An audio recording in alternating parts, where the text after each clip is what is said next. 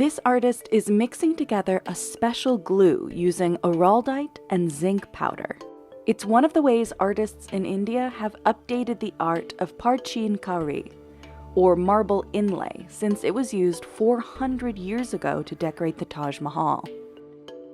Artisans work with such small pieces, they say the strain can damage their eyesight, and the wear and tear on the skin causes them to lose their fingerprints. But now this work, which lines the walls of one of the world's most famous buildings, is in danger of disappearing. Today, artists make most of their money selling pieces to tourists visiting the Taj Mahal. But the COVID-19 pandemic weakened tourism and led to a steep decline in marble inlay artists.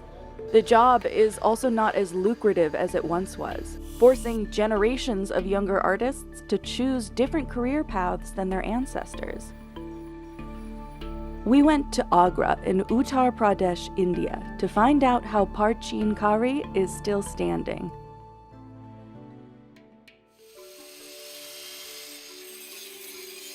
Arif Ahmed is a direct descendant of artisans who decorated the Taj Mahal. His family is one of only a few left carrying on the marble inlay tradition in India.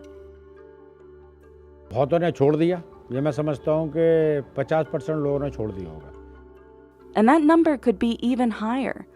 According to some estimates, the number of marble inlay artisans in Agra has declined by up to 70% over the last 2 decades. For Arif, this work is a source of pride, and its disappearance would be devastating.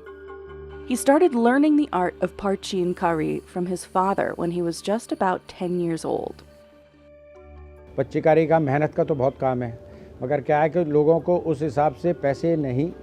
His father, Hafiz Ahmed Khan, was granted the esteemed title of Shilp Guru by the Indian government and has won national awards for his marble work.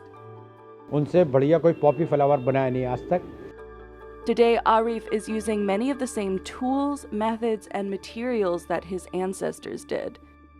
Starting with high-quality marble sourced from Makrana, a small city near Jaipur, Rajasthan. It's durable, water-resistant, and has few impurities.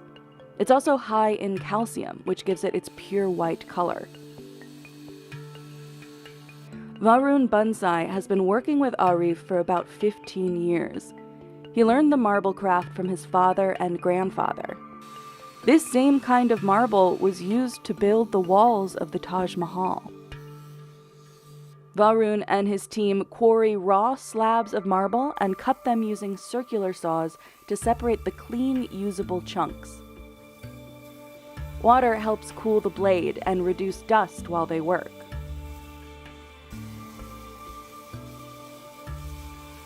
They then mold and carve the marble into tabletops of various shapes and sizes for the artisans. Finally, they deliver the finished marble to showrooms and to artisans like Arif.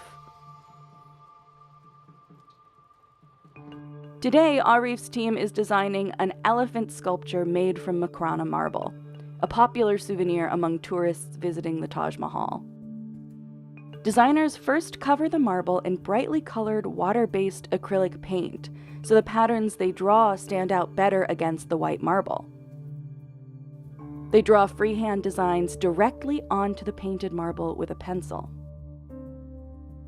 The designs can be quite complex, like this one with thousands of flower petals, leaves, and thin vines. The patterns are often inspired by the inlay on the Taj Mahal, which looms over the city of Agra. The Taj Mahal was built between 1631 and 1648 under Mughal Emperor Shah Jahan. The marble was carried in using elephants from Jaipur. To decorate the walls, trained inlay workers were brought in from Persia. A debunked legend held that the Shah forced the artisans to have their hands cut off after they were finished, so they couldn't replicate the beauty of the Taj Mahal anywhere else. Even though no one really lost their hands, Arif says Shah Jahan made sure the secrets of the art were protected in other ways. का मुराद ये था कि जिस building में आपने जैसे ये काम करा है तो आप उन लोगों को इतना मुआवजा दिया कि आप ये काम दूसरी जगह उस पीरियड में नहीं करेंगे. Many of the Persian artisans used their payment to put down roots in Agra, and thanks to their descendants, the city is still today a major producer of Parchin kari. A Parchin kari artist will eventually fill each of these outlined spaces with a small piece of precious or semi-precious stone, chosen based on its color and aesthetics. While the marble comes from India, the stones are sourced from all over the world, including from Japan, Germany, and Iran. ये चारों semi-precious stone है और ये रोज quartz है अपना. ये अपने पास agate है. ये लेपिस है, लेपिस लाजूरी, और ये अपना मेलाकाइट है. कलर के ऊपर भी डिपेंड करता है. कलर अच्छा होगा तो जाहिर सी बात है कि उसका रेट भी ज़्यादा ही होगा.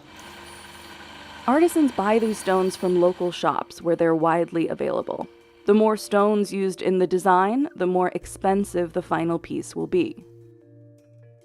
I think it's near about 10,000 stone in this. Arif estimates a table like this would cost about 40,000 rupees, or $480. It also has lights installed beneath it to illuminate the finished design. The size of the piece will also affect the price and increase the amount of time it takes to finish. ये peacock का design का ये है, तो अब इसको बनाने में ये इसमें कोई वर्क में तकरीबन कोई 5 स्क्वायर फीट है. इसके अंदर कम से कम 15 दिन जाएंगे. मोज़ाइक वर्क है. बॉर्डर इसका MOP मदर ऑफ पर्ल का है. बाकी का अब इटालियन स्टोन है और आपका इंडियन स्टोन है कुछ. तो इसको इधर से टूटने के चांसेस है ट्रांसपोर्ट के अंदर. बड़ा पीस है. The smaller, more detailed work Arif describes as intoxicating work because it requires more time and intense concentration to get right. ये 32 पीस हैं इसके अंदर. 8 पीस ये, बाकी 20 पीस ये हैं, 4 पीस ये हैं. It takes half a day just to make one of these flowers. अक्सर टूटे आते हैं ज़्यादातर. बड़ी उससे मेहनत से मशक्क़त से उसको बचाना पड़ता है. Arif says this work could damage his eyes from the strain if he does it for too many years. But choosing which stone goes where is one of his favorite stages of the creative process. When the designer is satisfied with their rough design, the artist traces it onto a sheet of translucent butter paper.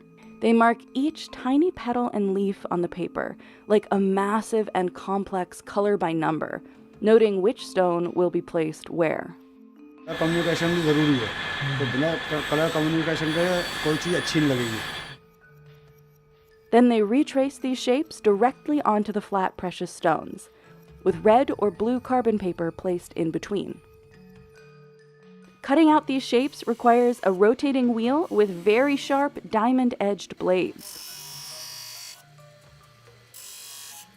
Each blade lasts for only about 3 days. Depending on the hardness of the stone, they could wear out even faster. जितने थोड़ा थोड़ा देखना करीब 2 mm का है, करीब 2-3 mm का. ये डायमंड है बस. ये ख़त्म हो जाएगा. यहाँ तक हो जाएगा ख़त्म. बेकार ब्लेड बेकार हो जाएगा. Updated technology like this has sped up the inlay process quite a bit since the days of the Taj Mahal. जो काम आज 15 मिनट में होता है वो पूरे दिन के अंदर होता था. But some artisans, like Shafiq Uddin, still choose to use the tools of their ancestors, like this hand-operated pulley, even though he owns a motorized blade as well. ये हैंडीक्राफ्ट बोलते हैं. ये मशीन हैंडीक्राफ्ट नहीं है. Work like this, however, comes with a lot of physical risks. The cutters use their bare hands and must get dangerously close to the blade to make sure they get an accurate shape. It can also cause a lot of wear and tear on their skin, even eroding their fingerprints permanently.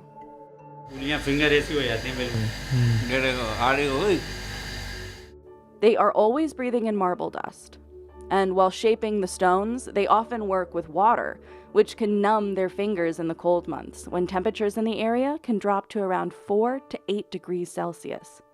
ठंड में यहाँ कारीगर कम काम करता है. मतलब जो 10-12 घंटे काम कर ले तो 6-7 घंटे काम कर पाता है. हिम्मत नहीं होती. Once the stone is cut, another worker will fine-tune the shape and polish it for a smoother edge using an emery wheel. Each cut stone is then lightly glued into the marble. Then artisans scrape an outline around the border to make sure they all fit perfectly. The elephant is heated by the fire so the temporary glue will soften and the stones can be removed to complete the inlay. At this point, they use a variety of pointed metal tools to dig, cut, and scrape out a shallow recess in the marble several millimeters deep.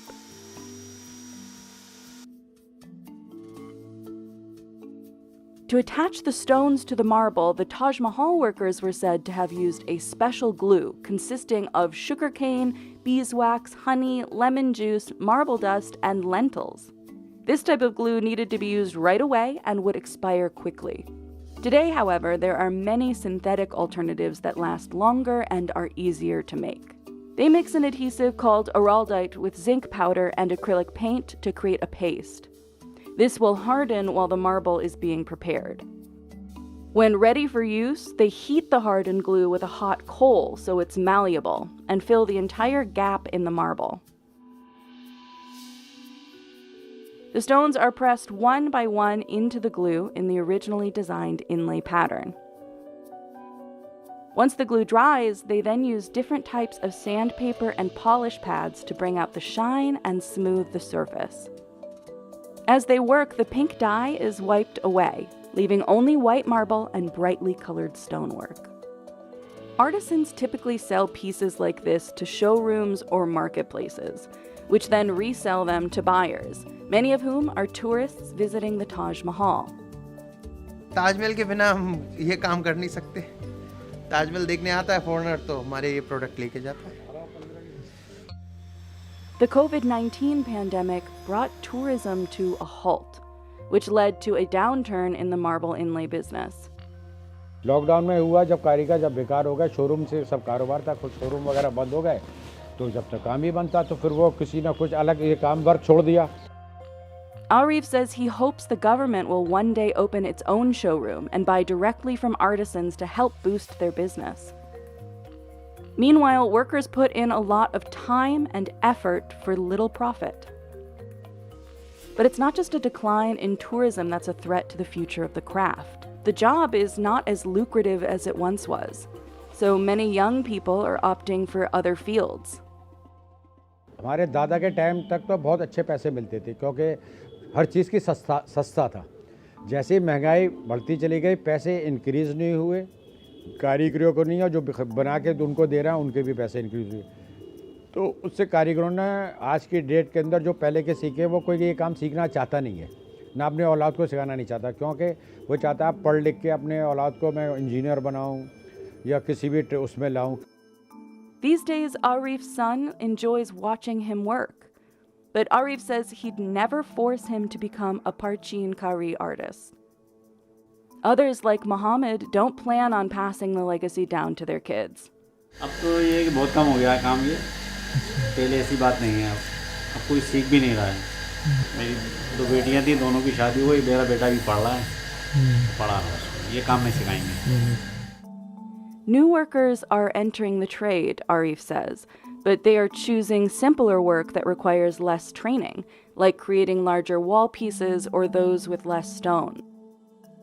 ये तो हाथ से ही shape देके जो बारीक काम है ना, ये इसी से ही बनता है. And the production of small, highly detailed pieces, the intoxicating work that's been passed down from generation to generation, is in danger of being lost forever. But their creations will last for years, just as the Taj Mahal has withstood the test of time.